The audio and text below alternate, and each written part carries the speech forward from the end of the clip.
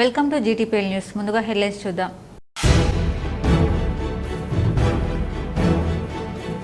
ఉమ్మడి కరీంనగర్ జిల్లా వ్యాప్తంగా ఘనంగా మాజీ స్పీకర్ దుద్దిల్ల శ్రీపాదరావు జయంతి వేడుకలు. పలు సామాజిక సేవా కార్యక్రమాలు నిర్వహించిన కాంగ్రెస్ శ్రేణులు.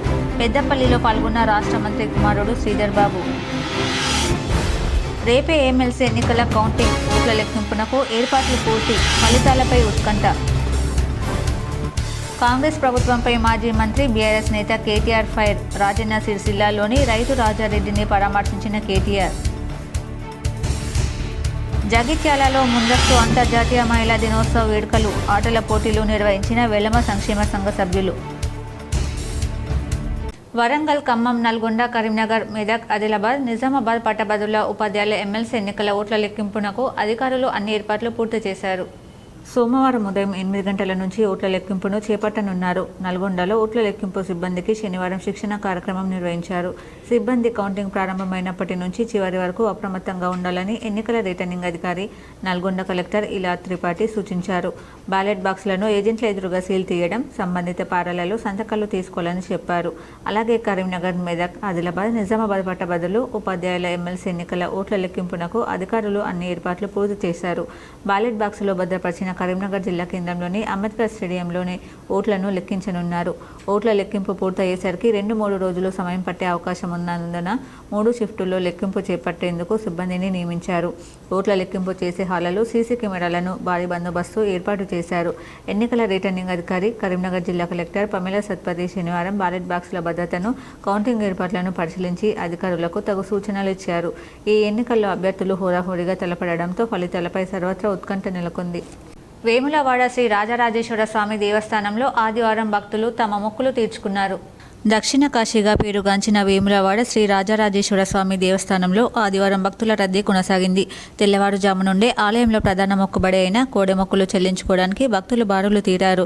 స్వామివారి దర్శనానికి దాదాపు 3 గంటల సమయం పట్టింది. ఆదివారం, సోమవారం భక్తుల రద్దీ ఎక్కువగా ఉండడం వల్ల గర్భాలయంలో ఆర్జిత సేవలను రద్దు చేసి కేవలం లఘు దర్శనాన్ని ఏర్పాటు చేశారు. భక్తులకు ఎలాంటి ఇబ్బందులు తలెత్తకుండా ఆలయ అధికారులు అన్ని చర్యలు తీసుకున్నారు. ఉమ్మడి కరీంనగర్ జిల్లా వ్యాప్తంగా మాజీ స్పీకర్ స్వర్గీయ శ్రీపాదరావు జయంతి వేడుకలు ఘనంగా నిర్వహించారు. సామాజిక సేవా కార్యక్రమాలు కాంగ్రెస్ శ్రేణులు నిర్వహించారు. మాజీ స్పీకర్ స్వర్గీయ శ్రీపాదరావు జయంతి వేడుకలను ఉమ్మడి కరీంనగర్ జిల్లా వ్యాప్తంగా కాంగ్రెస్ శ్రేణులతో పాటు అధికారులు ఘనంగా నిర్వహించారు. శ్రీపాదరావు చిత్రపటాలకు, విగ్రహాలకు పూలమాలలు వేసి నివాళులర్పించి పలు సామాజిక సేవా కార్యక్రమాలు చేపట్టారు. కరీంనగర్లో బస్టాండ్ చౌరస్తాలో శ్రీపాదరావు విగ్రహానికి MLC Jeevan Reddy, NUDA chairman Komatireddy Narender Reddy, జిల్లా గ్రంథాలయ సంస్థ చైర్మన్ సత్తు మల్లేశం, మాజీ ఎమ్మెల్యే ఆరపల్లి మోహన్, నాయకులు పద్మాకర్ రెడ్డి, శ్రీనివాస్, ఎండి తాజ్ పూలమాలలు వేసి నివాళులర్పించారు. అంతకుముందు కాంగ్రెస్ కార్యాలయంలో శ్రీపాదరావు చిత్రపటానికి పూలమాలలు వేసి నివాళులర్పించి ఆయన సేవలను కొనియాడారు. నగరంలో పలు సామాజిక సేవా కార్యక్రమాలు నిర్వహించారు. బస్టాండ్ వద్ద నగర కాంగ్రెస్ కమిటీ ఆధ్వర్యంలో ఏర్పాటు చేసిన అన్నదాన కార్యక్రమాన్ని ఎమ్మెల్సీ జీవన్ రెడ్డి ప్రారంభించారు. అజాతశత్రువుగా మారుమూల ప్రాంతాల అభివృద్ధికి కృషి చేసిన శ్రీపాదరావు నేటి తరానికి స్ఫూర్తి అని తెలిపారు. ఉమ్మడి ఆంధ్రప్రదేశ్ స్పీకర్గా ఆ పదవికి వన్నె తెచ్చారని తెలిపారు. ఉమ్మడి కరీంనగర్ జిల్లాకు ఆయన చేసిన సేవలు మడవలేనివని, అదే స్ఫూర్తితో ప్రస్తుతం ఆయన కుమారుడు శ్రీధర్ బాబు అభివృద్ధి, సంక్షేమానికి అధిక ప్రాధాన్యత ఇస్తున్నారని కాంగ్రెస్ నాయకులు తెలిపారు. పెద్దపల్లి జిల్లా వ్యాప్తంగా స్వర్గీయ శ్రీపాదరావు జయంతి వేడుకలు ఘనంగా నిర్వహించారు. తాను సామాన్య కార్యకర్తలేనని తండ్రి జయంతి వేడుకల్లో మంత్రి శ్రీధర్ బాబు స్పష్టం చేశారు. పెద్దపల్లి జిల్లా వ్యాప్తంగా మాజీ స్పీకర్ స్వర్గీయ శ్రీపాదరావు 88వ జయంతి వేడుకలను ఘనంగా నిర్వహించారు. మంతనిలో శ్రీపాదరావు విగ్రహాలకు ఆయన కుమారుడు, రాష్ట్ర ఐటీ పరిశ్రమల శాఖ మంత్రి శ్రీధర్ బాబుతో పాటు కాంగ్రెస్ నాయకులు పూలమాలలు వేసి నివాళులర్పించారు. ప్రభుత్వ విదేశాలలో రోగులకు పండ్లు, బ్రెడ్ పంపిణీ, శానిటేషన్ సిబ్బందికి దుస్తులను పంపిణీ చేశారు. మంతని బస్టాండ్లో యూత్ కాంగ్రెస్ ఆధ్వర్యంలో ఏర్పాటు చేసిన మజ్జిగ పంపిణీ కేంద్రాన్ని మంత్రి ప్రారంభించారు. 10 మందికి మేలు చేస్తే 10 తరాలు గుర్తుంచుకుంటారని మంత్రి శ్రీధర్ బాబు అన్నారు. శ్రీపాదరావు ఉమ్మడి రాష్ట్రంలో సేవలందించిన గొప్ప మహనీయుడని కొనియాడారు. కార్యకర్తలు, నాయకుల ప్రేమాభిమానాలే మాకు స్ఫూర్తి అని తెలిపారు. తాను రాష్ట్రానికి మంత్రినైనా ఈ నియోజకవర్గంలో ఒక సామాన్య కార్యకర్తనేనని స్పష్టం చేశారు. మా మధ్యలో శ్రీపాదరావు లేకున్నా ఆయన స్ఫూర్తితో కార్యకర్తలు ముందుకు నడుస్తున్నారని మంత్రి శ్రీధర్ బాబు తెలిపారు. టీఆర్ నగర్లో యువకుడు అనుమానాస్పదంగా మృతి చెందాడు. వివరాలు ఇలా ఉన్నాయి. టీఆర్ నగర్కు చెందిన ఆటో డ్రైవర్ రఫీ మృతి చెందాడు. శనివారం రాత్రి రఫీ ఇంటికి రాకపోవడంతో కంగారు పడిన కుటుంబ సభ్యులు టీఆర్ నగర్లో వెతికారు. ఈ క్రమంలో టీఆర్ నగర్ కాలనీలోని ఈ సేవా కేంద్రం పక్కన విగతజీవిగా పడి ఉన్న రఫీని కుటుంబ సభ్యులు గుర్తించారు. అప్పటికే మృతి చెందిన రఫీను చూసి కుటుంబ సభ్యులు కన్నీరు మున్నీరుగా విలిపించారు. కుటుంబ సభ్యుల ఫిర్యాదు మేరకు జగిత్యాల రూరల్ పోలీసులు కేసు నమోదు చేసి దర్యాప్తు చేపట్టారు. శ్రీపాదరావు జయంతిని పురస్కరించుకుని కరీంనగర్లో రాష్ట్ర స్థాయి కరాటే పోటీలు నిర్వహించారు. కరాటే పోటీలను ప్రభుత్వ వైపు లక్ష్మణ్ కుమార్, ఎమ్మెల్యే మేడిపల్లి సత్యం ప్రారంభించారు. Tournament committee chairman SUDA chairman Komatireddy Narender Reddy ఆధ్వర్యంలో ఈ పోటీలు నిర్వహించారు. ఈ సందర్భంగా అడ్లూరి లక్ష్మణ్ కుమార్, మేడిపల్లి సత్యం మాట్లాడుతూ శ్రీపాదరావు అజాత శత్రువు అని, ఉమ్మడి ఆంధ్రప్రదేశ్ రాష్ట్ర వ్యాప్తంగా ఎంతో మంది అభిమానులను సంపాదించుకున్నారని తెలిపారు. ఆయన ఆశయాలను శ్రీధర్ బాబు కొనసాగిస్తున్నారని తెలిపారు. సూర్యచంద్రులు ఉన్నంత వరకు ప్రజలు వారిని మర్చిపోరని అన్నారు. శ్రీపాదరావు జయంతి సందర్భంగా రాష్ట్ర స్థాయి కరాటే పోటీలు నిర్వహిస్తున్న నిర్వాహకులు సూడా చైర్మన్ కోమటిరెడ్డి నరేందర్ రెడ్డికి, కరాటే చీఫ్ ఆర్గనైజర్లు వసంత్ కుమార్కు, సురభి వేణుగోపాల్కు అభినందనలు తెలియజేశారు. ఈ కార్యక్రమంలో 2వ డివిజన్ మాజీ కార్పొరేటర్ కాశెట్టి లావణ్య శ్రీనివాస్, ఎండి తాజ్, గుండాటి శ్రీనివాస్ రెడ్డి తదితరులు పాల్గొన్నారు. జగిత్యాలలో ముందస్తు మహిళా అంతర్జాతీయ మహిళా దినోత్సవ వేడుకలు ఘనంగా నిర్వహించారు. జగిత్యాల పట్టణంలోని స్థానిక పద్మనాయక కళ్యాణ మండపంలో వెలమ సంక్షేమ మండలి ఆధ్వర్యంలో ముందస్తు మహిళా దినోత్సవ వేడుకలు ఘనంగా జరిగాయి. ఈ సందర్భంగా నిత్యం బిజీగా ఉండే మహిళలు ఆటపాటలతో సరదాగా గడిపారు. పోటీలలో గెలుపొందిన మహిళలకి, బాలికలకు నిర్వాహకులు బహుమతులు అందజేశారు. ఉత్తరప్రదేశ్లోని ప్రయాగ్రాజ్లో జరిగిన మహాకుంభమేళాకు దేశ విదేశాల నుంచి భక్తులు భారీగా తరలివచ్చారు. ఈ మహాకుంభమేళా జనవరి 13వ తేదీన ప్రారంభమై ఫిబ్రవరి 26వ తేదీన ముగిసింది. గత నెల 26న మహాశివరాత్రి కావడంతో భక్తులు అధిక సంఖ్యలో తరలివచ్చారు. కుంభమేళాలో పవిత్ర త్రివేణి సంగమంలో పుణ్య స్నానమాచరించి భక్తి శ్రద్ధలతో పూజా కార్యక్రమాలు నిర్వహించారు. కుంభమేళాకు సామాన్య ప్రజలే కాదు, సినీ సెలబ్రిటీలు, రాజకీయ ప్రముఖులు సైతం హాజరై త్రివేణి సంగమంలో పుణ్యస్నానం ఆచరించారు. దాదాపు మహాకుంభమేళాలో 70 కోట్ల మంది పుణ్యస్నానాలు ఆచరించినట్లు యూపీ ప్రభుత్వం ప్రకటించింది. 144 ఏళ్ల తర్వాత ఏర్పడిన కుంభమేళా కావడంతో భక్తులు సైతం పుణ్యస్నానాలు ఆచరించేందుకు భారీగా ఆసక్తి చూపించారు. రైళ్లు, విమానాలు, బస్సులు, సొంత వాహనాల్లో భక్తులు కుంభమేళాకు భారీగా తరలివచ్చారు. దీంతో కుంభమేళా జనసంద్రాన్ని తలపించింది. ఇదిలా ఉంటే శివరాత్రి రోజున ఓ మహిళ మహాకుంభమేళా చేరుకుని భక్తి శ్రద్ధలతో పూజా కార్యక్రమాలు నిర్వహించింది. గంగ దగ్గరకు వెళ్లి దండం పెట్టుకుంటుంది. ఈ క్రమంలో త్రివేణి సంగమంలో పుణ్యస్నానం ఆచరిస్తుండగా ఒక భారీ సర్పం ఆమె వద్దకు వచ్చింది. పామును చూసిన సదరు మహిళ ఏమాత్రం భయపడలేదు. తనను ఆశీర్వాదం ఇవ్వడానికి సర్పరాజు వచ్చాడని ఆనందపడింది.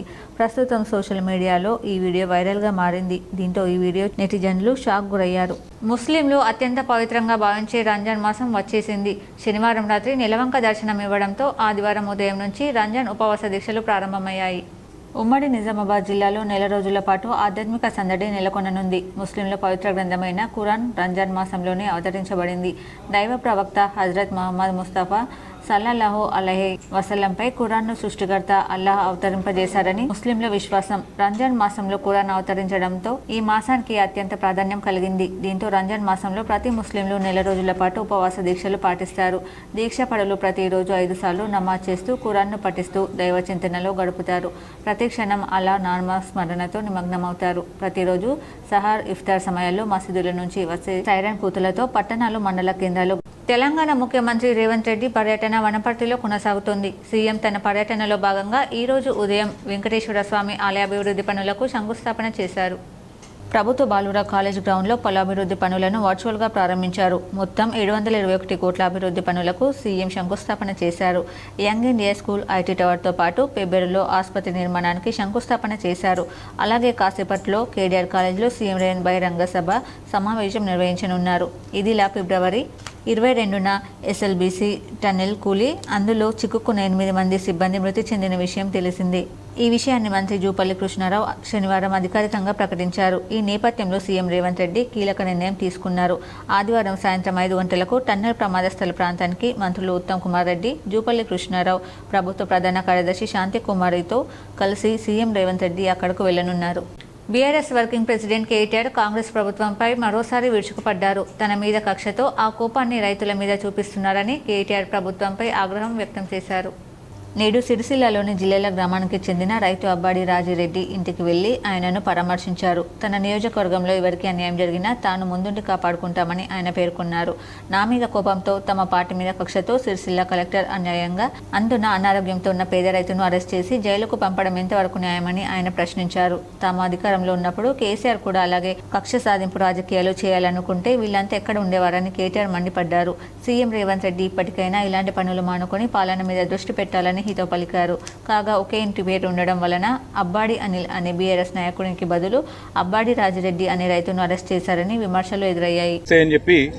చాలా ఆశతోని పంటలు వేసుకోవడమే కాదు, కొత్తగా దాదాపు 100-150 మోటార్లు కొనుక్కొని కాలువల మీద మోటార్లు పెట్టుకొని ఆ నీళ్లు వస్తే ఆ నీళ్లతోని సాగైతుంది, మా జీవితాలు మళ్ళొక్కసారి మేము ఆశించిన విధంగా మంచిగా అవుతాయని చెప్పి బ్రహ్మాండంగా డిసెంబర్-జనవరి మాసంలోనే వరి పంట నాటేసింది.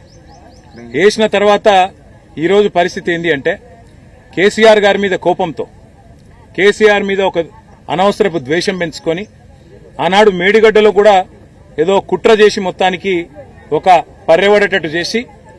వార్తలు ముగించే ముందు హెడ్లైన్స్ మరోసారి.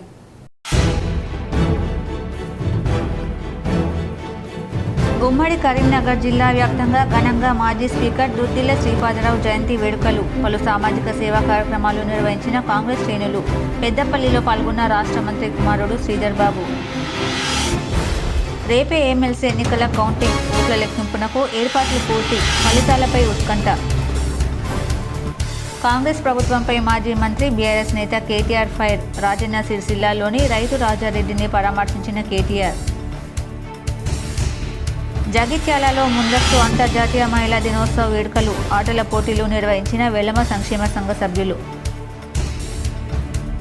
ఈ వార్తలు ఇంతటితో సమాప్తం. తిరిగి ప్రసారమయ్యే వార్తల్లో మళ్ళీ కలుద్దాం. అంతవరకు చూస్తూనే ఉండండి మీ జీటీపీఎల్ న్యూస్.